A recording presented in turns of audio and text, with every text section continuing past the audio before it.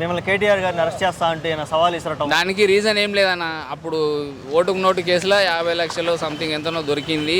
Ready హ్యాండెడ్గా పట్టుబడ్డాడు, జైలుకి పోయింది కదా. అప్పుడు జైల్లో 30 రోజులు ఎంత ఉన్నాడు కదా. అన్ని రోజులు అతను అదే తలుచుకున్నాడు, నన్ను జైల్లో పెట్టించిండ్రు అంటే. నువ్వు తప్పు చేసి జైలుకి పోయినావు, మీతో అంతా తప్పు చేయలేదు కదా.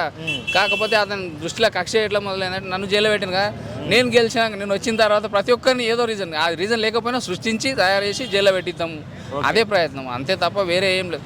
ఆయనను పెట్టింది కాబట్టి రివెంజ్ తీసుకుందామనే ఉద్దేశంలో ఉన్నాడు కానీ ప్రజలకు ఏదో జీతమని రాలేడు అతను. సొంత సార్థంకి సీఎం కావాలనుకున్నాడు, అయిపోయింది, నా కోరిక తీరిపోయింది.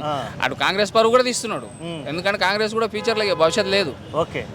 అతని కోరిక నెరవేరింది. అతను మళ్ళీ ఎట్లయినా వెళ్ళిపోయిన తర్వాత కూడా మళ్ళీ కాంగ్రెస్ రాకూడదు, ఏది రాకూడదు. అతను మళ్ళీ కాంగ్రెస్ ఉండడానికి గ్యారంటీ కూడా లేదు, ఏ పార్టీకి పోతాడు కూడా తెలియదు. ఆయనకు పదవి కావాలనుకుంటే వచ్చింది, ప్రజలు ఏమన్నా కాకోక పార్టీ ఏమన్నా కాకోక, ఆ ఉద్దేశం కూడా ఉంది ఆయనకు. కక్ష సాధింపు చర్యలతోటి ప్రభుత్వ పరిపాలన ఇంకా 4 ఏళ్ళు సాగబోతుంది. 4 ఏళ్ళు సాగదన్నా. 4 ఏళ్ళు అని మీరు అంటే రాజ్యాంగ ప్రకారం చూస్తే 4 ఏళ్ళు ఉంది కానీ 4 ఏళ్ళ వరకు ఉండడు అతను. అన్ని రోజులు పరిపాలన చేసే శక్తి లేదు, కెపాసిటీ లేదు. ఇప్పటికి కూడా ఆయన ఓడిపోయి ఎన్ని రోజులైంది కేసీఆర్ గారు? సంవత్సరం అయింది కదా. సంవత్సరం అయినా ఇంకా కేసీఆర్ పేరే తీసుకుంటాడు. ఏ మీటింగ్ నువ్వు ఏ చిన్న చిట్చాట్ చేసినా సరే ప్రతి దాంట్లో కేసీఆర్ పేరు లేనిది అతను మాట్లాడాడు. ఎందుకని ఇంకా కేసీఆర్తో నీకు, ఆయన ఓడిపోయిన ఇంటికాడ ఉన్నాడు కదా.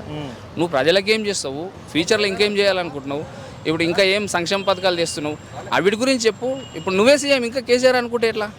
ఇంకా కేసీఆర్ ఉన్నాడు అనుకుంటున్నాడు ఆయన. మనం మర్చిపోయిన కేసీఆర్ అయిపోయింది, రేవంత్ రెడ్డి వచ్చిన మనం అనుకుంటున్నాం కానీ ఆయన ఇంకా కేసీఆర్ సీఎం ఉన్నాడు అనుకోని ప్రతిదానికి మళ్ళీ కేసీఆర్ పేరే తెస్తున్నాడు. ఇప్పుడు అధికారం నిషేధంలో నువ్వే చేయొచ్చు కదా అన్నీ, ఆయన పేరు ఎందుకు తీసుకుంటావు?